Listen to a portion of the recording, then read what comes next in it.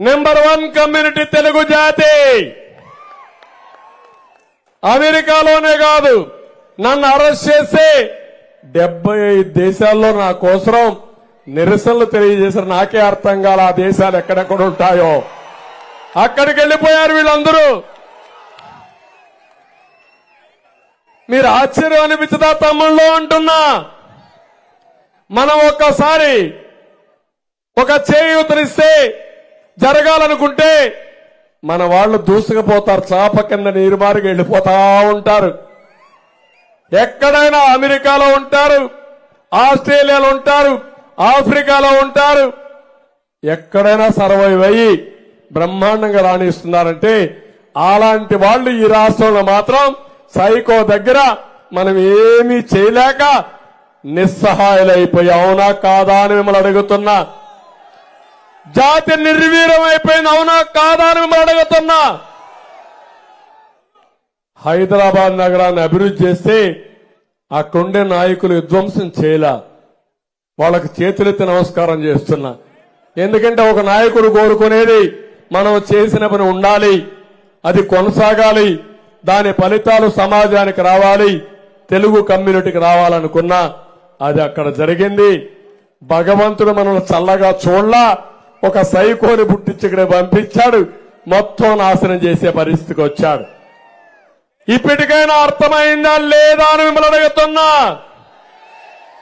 అయిందా మీకు? మనకు శక్తి ఉందా లేదా అని అడుగుతున్నా. తెలివితేటలు ఉన్నాయా లేదని అడుగుతున్నా. మళ్ళీ కులం వస్తుందా? మళ్ళా మతం వస్తుందా? మళ్ళా రాజకీయం వస్తుందా? ఊర్లో గ్రూపులు వస్తాయా? ఇవన్నీ ఆలోచిస్తే మీ జీవితం మీరే నాశనం చేసుకుంటూ అవుతుంది. ఈరోజు అమెరికా నుంచి ప్రపంచం నలుమూల నుంచి కొన్ని వేల మంది వచ్చి ఇక్కడంతా కూడా ప్రజలకు చెప్తున్నారంటే వాళ్ళకి ఏదో నేను డబ్బులు ఇలా వాళ్ళే నేను పిలవలా, కానీ ఒక బాధ్యతగా ఈ గడ్డ మీద పుట్టాం, ప్రపంచమంతా రాణించాం, ఇక్కడ మాత్రం నష్టపోతున్నాం. మాది ఆంధ్రప్రదేశ్ అని చెప్పుకోవడానికి కూడా వీలు లేకుండా పోయింది. మీ రాజధాని మీ రాష్ట్రం ఏదంటే సిగ్గుపడే పరిస్థితికి వచ్చారు.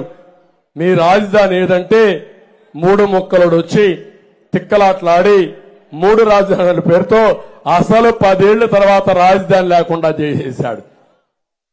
ఓసారి కడుపు గాలిపోతుంది, కోపం వస్తుంది, ఆవేశం కలుగుతుంది, కానీ ఏమీ చేయలేక నష్టపోయాం.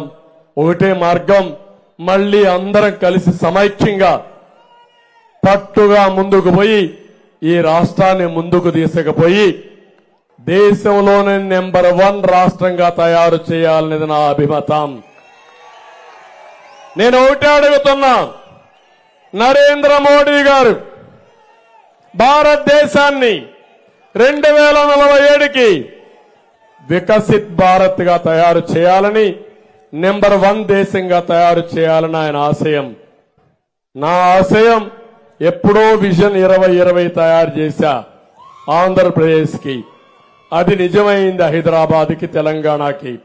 ఇప్పుడు నా ఆశయం ప్రపంచంలోనే 2047లో నెంబర్ 1 కమ్యూనిటీ ఏదంటే అది తెలుగు కమ్యూనిటీగా ఉండాలనేది నా ఆశయం.